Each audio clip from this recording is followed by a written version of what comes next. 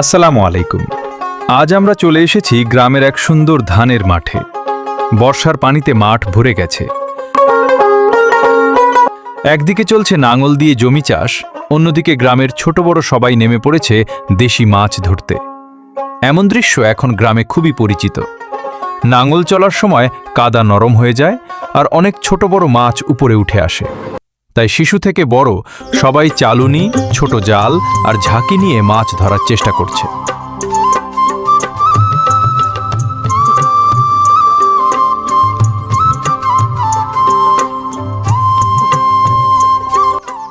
কারো ভাগ্যে ছোট মাছ, কারো ভাগ্যে একটু বড় মাছ, সবার মুখে আনন্দের হাসি।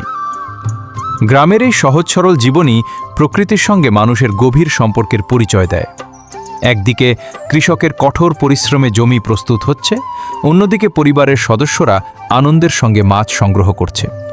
এই মুহূর্তগুলো শুধু কাজ নয়, গ্রামীণ জীবনের এক সুন্দর স্মৃতি।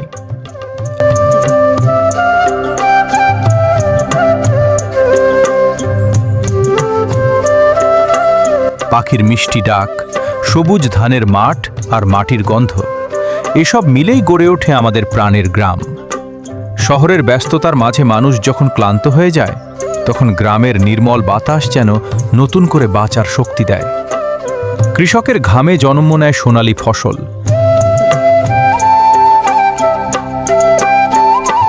আর সেই ফসলেই চলে দেশের চাকা। গ্রামের ছোট্ট কাঁচা রাস্তা, নদীর পাড়, বাঁশঝাড়, খেলার মাঠ আর সন্ধ্যায় মসজিদের আজান, এসব দৃশ্য শুধু চোখে নয়, হৃদয়েও শান্তি এনে দেয়। আমাদের উচিত গ্রামের সৌন্দর্য, ঐতিহ্য ও প্রকৃতিকে ভালোবাসা এবং সংরক্ষণ করা, কারণ গ্রাম শুধু একটি জায়গা নয়,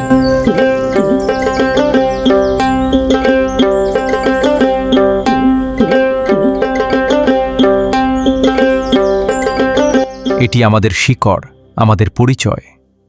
আসুন আমরা সবাই আমাদের গ্রামের মানুষদের সম্মান করি, কৃষকদের মূল্য দিই এবং সুন্দর, পরিচ্ছন্ন ও সবুজ গ্রাম গড়ে তুলি। গ্রাম বাঁচলে দেশ বাঁচবে, প্রকৃতি বাঁচবে, ভবিষ্যৎ বাঁচবে। ধন্যবাদ।